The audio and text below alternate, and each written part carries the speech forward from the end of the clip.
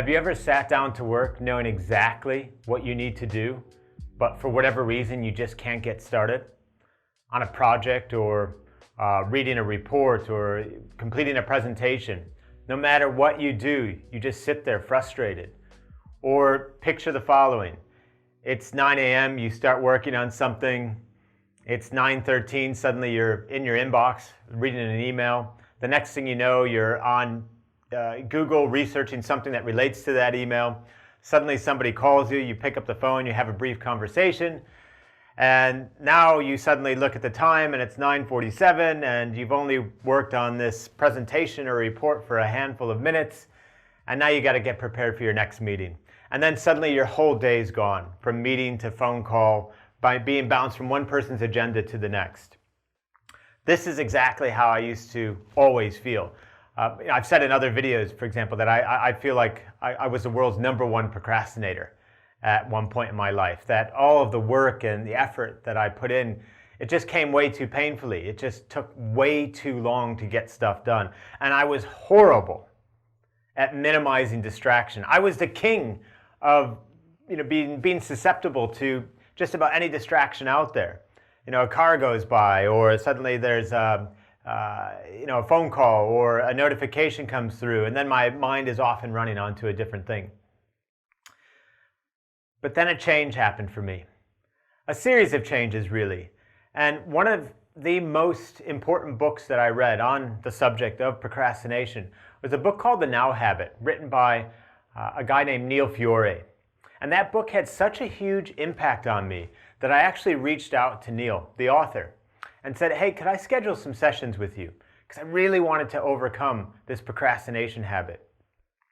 And I scheduled 16 one-hour sessions with Neil. Now, Neil is a trained psychologist who focuses on productivity engineering and mental toughness, and he's got this absolute sweet spot, this incredible level of expertise on the subject of procrastination and helping people produce far more.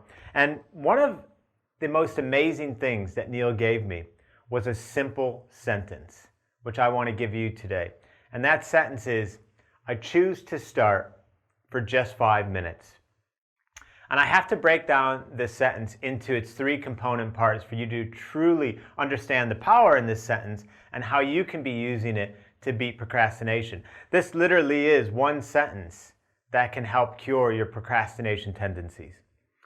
So it starts with acknowledging how we talk to ourselves. I want you to think about a typical situation or maybe a task or project that you're working on at the moment that brings in a sense of dread when you think about it. A project or a task that you don't want to work on. Think about that feeling. Think about that project or task right now. And now I want you to think about the sentence that typically comes to mind when you think about your need to work on that project.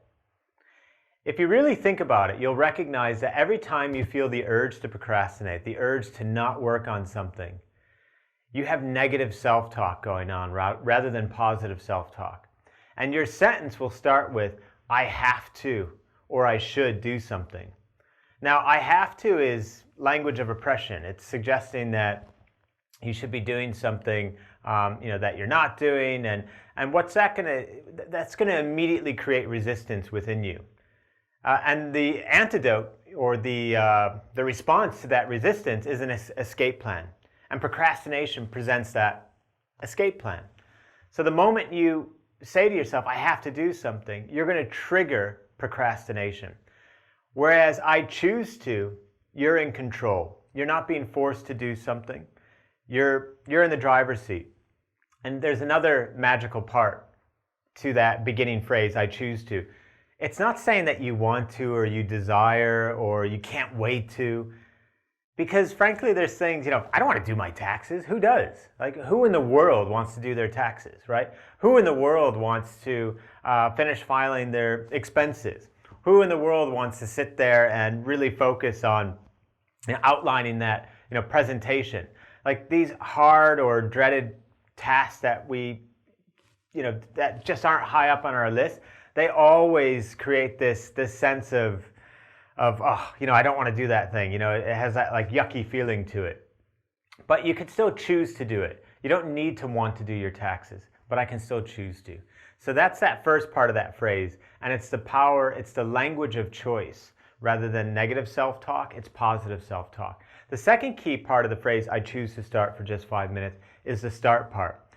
So if you were to go back to that dreaded task that you have in your mind and think about the completion of that sentence, I have to, and it probably will continue with finish. I have to finish my taxes, for example. Now, finish immediately conjures up that word, feelings of anxiety or overwhelm. Oh my God, how am I going to finish this? There's so much to do. I don't even know what all the steps are. And what do you think that's going to do?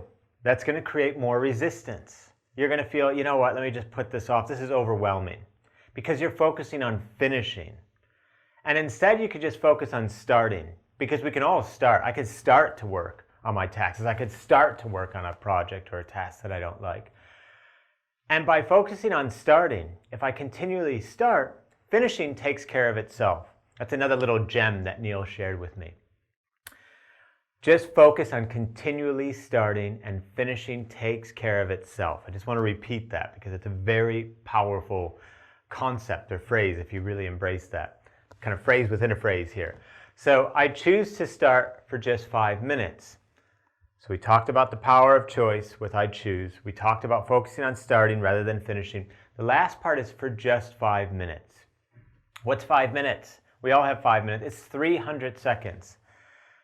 And when you think about starting for just 5 minutes, it doesn't feel so overwhelming.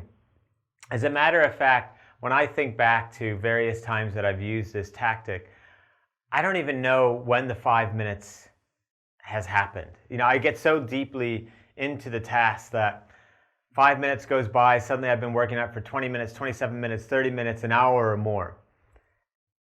And when I continually do this, eventually the project or whatever it is, it just gets done.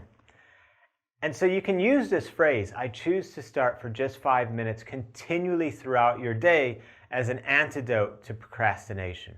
You sit down for that project in the morning, right before you get started, you say to yourself, I choose to start for just 5 minutes. Let's say that you're working on that project and suddenly you become distracted. Recenter yourself. I choose to start for just 5 minutes again. And keep using that phrase over and over and over throughout your day. And as I said earlier, as you focus on continually starting, the finishing will just take care of itself. Now, if you'd like to go more deeply into this topic, some things that you could do. Absolutely, I would grab a hold of Neil's book, The Now Habit. It's an absolute gem. It's filled with great advice. You'll find not only the power of positive self-talk in that book, what I've just taken you through, but you'll find countless other tools and tactics that you can use to strategically overcome procrastination so that you too can grow from being a procrastinator in your mind to a super producer. Because look, I know how it feels. I've been where you are right now. I know how frustrating it is to think that you're never going to break free from these procrastination, habits. I know how frustrating it is to sit there and think that there's just not enough hours in the day, or that you're just, irritated with your inability to maintain your focus. I know exactly how all of those things feel. And this isn't the only answer to solving your procrastination, but certainly this approach to positive self-talk, this language of choice, the focus on the start rather than the finish, and compartmentalizing things into just 5 minutes, it's a fantastic tool and a fantastic place for you to begin. So I hope you've enjoyed that. And if you are interested in other high performance insights or topics, if you'd like advice on building a better company, how you can overcome procrastination, become a better leader, or just simply achieve all the things that you want to achieve in life without sacrificing your health and relationships, if that kind of talk or those kind of ideas float your boat, head over to my website at ericpartaker.com, where you can subscribe to my weekly High Performance Insights newsletter.